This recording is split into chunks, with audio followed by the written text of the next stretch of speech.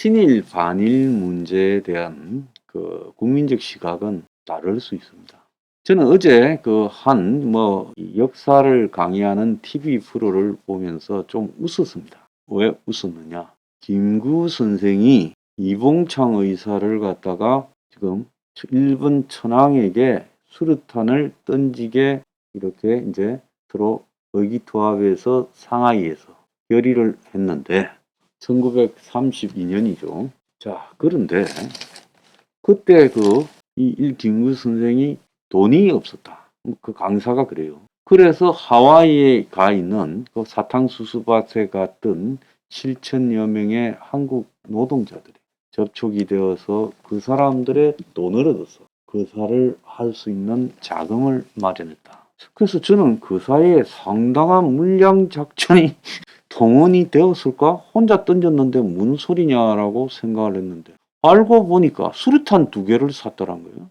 그런데 그 수류탄을 이봉창 의사는 던졌어요. 물론 천황 마차도 아니었고 천황 친척 마차였는데 어쨌거나 마차에 맞았는데 마차에 약간 기스만 가고 뿅 하고 수류탄이 비시식 꺼진 겁니다. 알고 보니 수류탄 안에 들어갔던 화약이 너무 적었다는 거예요. 아니 1931년도에 수류탄 2발을 갖다가 당시 상하이에서 살 돈을 마련 못해서 정말 이 하와이에 가 있는 한국 사탕수수 노동자들의 자금 지원을 받아가지고 거국적으로 그래서 기껏 거사에 성공할 수 있댔는데 그때 샀던 수류탄이 성분 불량 수류탄이었다는 겁니까? 그래서 역사라는 부분에서 과연 돈이 그때 수류탄 2발 살 정도가 없었다고 임시정부가 그렇다면 그건 우리가 어떻게 해석을 해야 돼요? 의의가 없었다는 거예요. 돈이 거사를 하는데 결정적이었다? 자, 그런 강의들을 하고 있습니다. 그때나 지금이나요. 솔직히 상하이에는 무기가 넘쳤고요. 수류탄 2발 정도는 지금 필리핀 가서 권총알 살자루 살 정도밖에 안 됐을 겁니다. 그런데 그 돈이 없어서 하와이에 있는 교포한테 돈을 받을 때까지 기다렸다? 기가 찬 일이 아닐 수 없습니다. 자, 역사를 그렇게 자의적으로 TV에 나와서 떠들고 하는 사람들의 이 시각에요. 굉장히 잘못된 편협된 역사인식이나 역사인식에 대한 오류가 있죠. 자, 진중권이 이야기를 내가 하려고 하는데 진중권이가 지금 대체로 윤석열 정권이 탄생할 때 조국을 공격하는 편에 서서 자연스럽게 윤석열과 이 진중권이가 하나처럼 이렇게 됐어요. 그래서 진중권이가 TV 출연이나 언론에 노출되는 빈도가 이제 한때는 거의 막혀 있다가 요즘은 한국 최고의 정치 평론가가 됐죠. 원래 정치 평론가는 언론이 불러주면 되는 것이고 안 불러주면 사라지는 겁니다. 그럼 진중권이가 저렇게 한다는 거는 윤 정권하고 편안하니까 저렇게 떠들 수 있는 거 아니겠어요? 그리고 언론들은 진중권이 말을 거의 받아쓰기 하듯이 받아 흘립니다. 하루에 수백 개씩 진중권이가 기침만 해도 떠들어요. 그래서 한동훈이 같은 경우에는 설명을 참 잘했다고 칭찬도 해줍니다. 그래서 진중권이가 가만히 보면 이제 간이 커져가 잘한다 하니까 집에 원숭이를 한 마리 키우다가 잘한다 하니까 잔치상에 올라가 갖고 떡 버티고 앉아서 밤이고 때치고 다 까먹고 잣도 먹고 이런 형국이에요.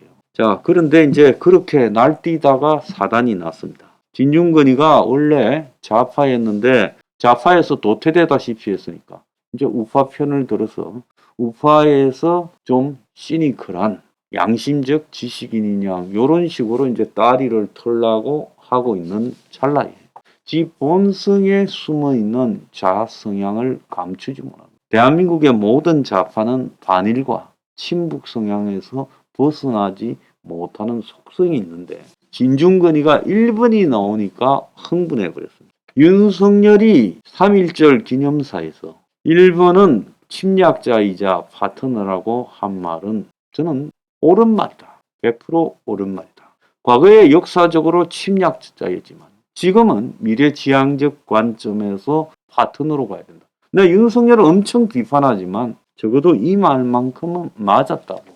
그런데 진중권이가 갑자기 이 윤석열의 3.1절 기념사에 열폭을 해가지고 지금 떠들고 있습니다. 자, 그래서 진중권이가 윤을 공격을 했고, 윤의 발언을, 또 대통령실에서는 또 이 부분에 대해서 반일 감정, 혐한 감정을 이용해 정치적 반사 이익을 얻으려는 세력이 있다라고 말하죠. 요즘 잘 나가는 대통령실에서 진중권이를 보니까 저거 올 때 갈 데 없다가 그다 줘서 요즘 말이야 어디 좀 언론도 많이 나가고 지 인생의 최고 봄날일 건데, 그런데 주제를 모르고 이제 우리한테 비판하러 들어, 이렇게 이제 생각을 하겠죠. 그러니까 진중권이가 어디서 가짜는 사기를 치려고 드느냐, 이제 이렇게 이야기를 했어요. 그러면서 대통령 주위에 거구 꼴통들만 있으니 이게 신호탄이다. 그 뒤로 일본 군국주의 미하 줄줄이 이어질 거다라고 합니다. 과거 진중권은 일본인 여성과 결혼을 해서 애를 낳았고, 그렇죠? 자, 그런 과거 경력이 있습니다.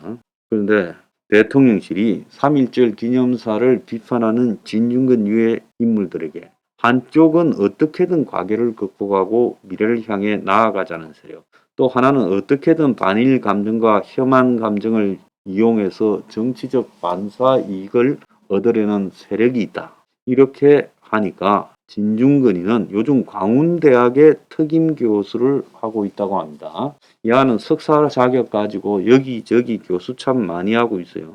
대통령실에 묻습니다. 내가 반일 감정으로 얻을 수 있는 정치적 이익이 뭐죠라고 말하고, 또 오늘은 자기 페이스북을 통해 어디서 가짜는 사기를 치려고 들어 대통령 주변에 거구 꼴통들만 있으니 이게 신호탄이고, 그 뒤로 위안부, 징용공, 오염수, 일본의 재무장의 정신적 준비로서 일본 정부의 군국주의 미화 등이 줄줄이 이어질 것이다. 마음의 준비들 하셔, 이렇게 썼다는 거예요. 자, 그래서 이 진중권이가 그야말로 이제 간이 커져가지고 날뛰고 있습니다. 진중권이 간을 키운 것은 정치적으로 진중권이가 서식 환경이 좋아졌다라고 이렇게 보니까 저러겠죠. 그러니까 댓글 중에 진 교수 갑자기 왜 이래? 서민하고 공동으로 윤정부 만든 사람이 대통령실이 그런다고 하잖아. 친일이 목적이라고. 그러면 당신 같은 자들하고 정의당도 따라가야지. 이건 이제 민주당 지지자가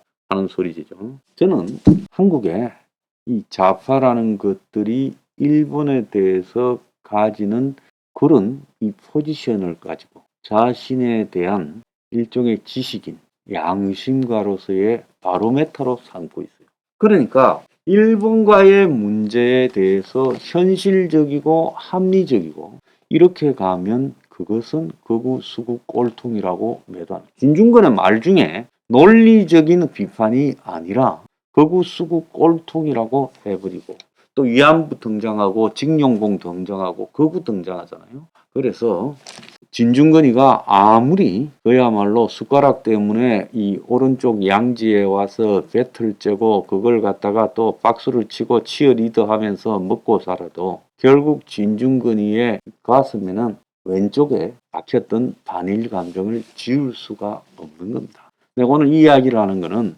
대한민국의 반일이냐 친일이냐는 논쟁은 그야말로 한국의 친북 좌파들의 완전히 노예처럼 새겨진 낙인이다.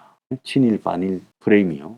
그래서 그들은 죽어야 끝날 있다, 이렇게 봅니다. 이 문제를 가지고 논쟁을 할 필요조차도 없다. 진중권이는 오른쪽에 와서 살면서도 갑자기 왼쪽 본능이 드러났습니다. 자, 이만큼 무서운 겁니다. 못 고치는 거예요.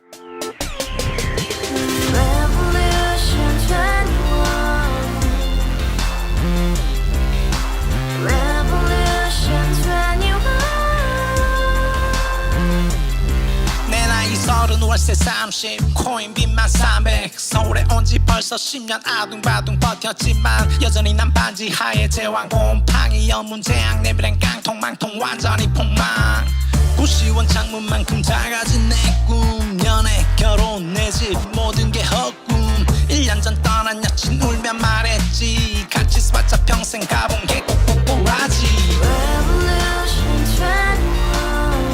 가발 후스 700 나도 소유주 Revolution